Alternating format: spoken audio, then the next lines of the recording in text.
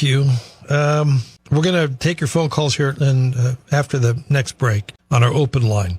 But I want to start by checking in with former Grover Beach Mayor Debbie Peterson. We have been talking with Debbie a lot off and on these last couple months.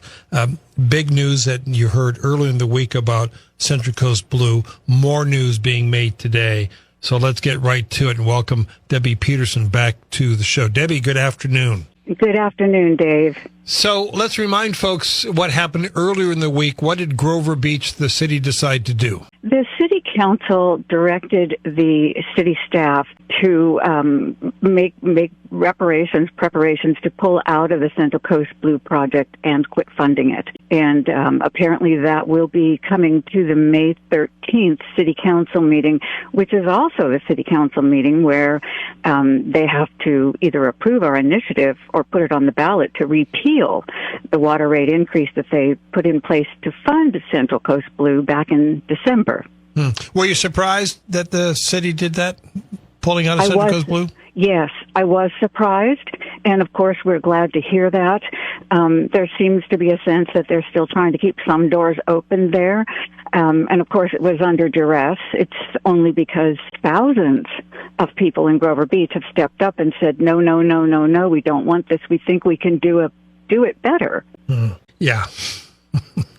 All right. So now what happened today? Well, today we filed a case in Superior Court.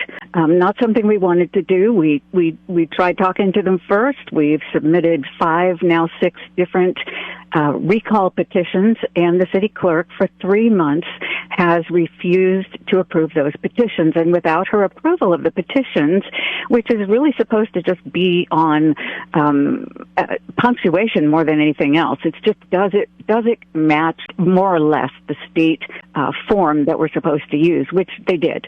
And they do.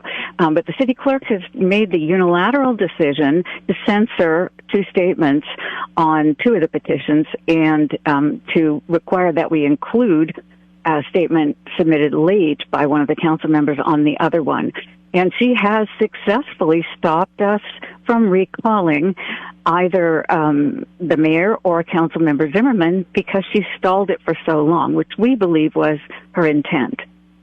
So the basis of the lawsuit is who are you suing and why? We're suing the city clerk to get her to release the petition so that we can at least circulate one of the recalls, which would be for Councilmember Rushing.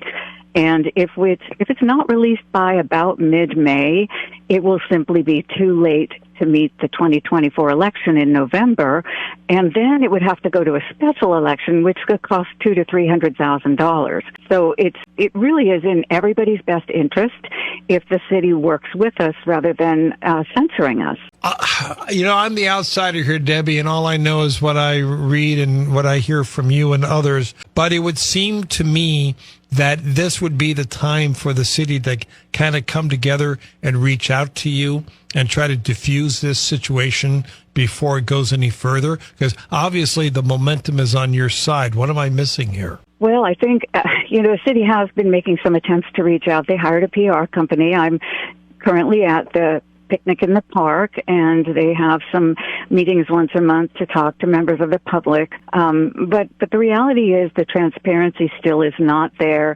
and the people who brought this to us are still there, and they're not really working with us. And we've uncovered so many things that have been just so exasperating to citizens. The water bills where they did increase the prices, they did it 6 weeks early in most cases. And so then they had to refund $92,000 to all of us. And the water bills still have errors. And it just seems like every which way they turn, they're turning in a direction of non-transparency. And they're thwarting the voices and the right of the people of Grover Beach to recall their elected officials and reject a tax if they wish. Yeah. But we're not being allowed to do that. All right. So what's next for your campaign? Well, for Grover H2O, we're continuing to get petitions to make the city, or get petitions signed to make the city clerk's job an elected one, so that the people elect her, and that's who she answers to.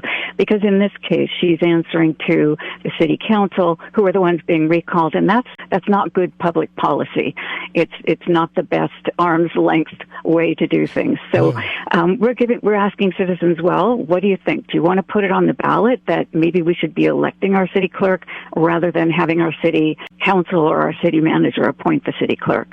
So that's what we're working on right now. All right, Debbie, go back and enjoy your picnic. We appreciate you joining us. Final thoughts, please. Thanks, Dave. Final thoughts are huge gratitude to the people of Grover Beach who have started really paying attention and who want their government to serve them and be transparent. It's really exciting to see how involved people are. All right, Debbie, thanks for joining us. Have a good weekend. I'm Dave Congleton. We'll take your phone calls as we continue right here on Hometown Radio. I just want to repeat my enormous respect for Debbie Peterson. I'm not quite sure what happened down in South County would be happening without her activism.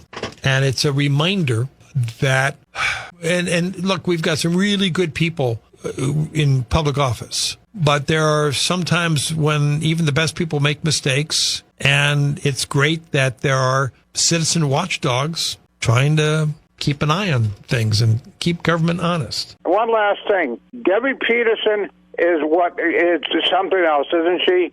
And you are something else because you give voice to people. Thank you so much. Well, Charlie, that's very kind of you. I appreciate that. Have a good weekend, you guys. All right, Charlie, thanks for checking in. Please let that be the legacy of the show. We give voice to people.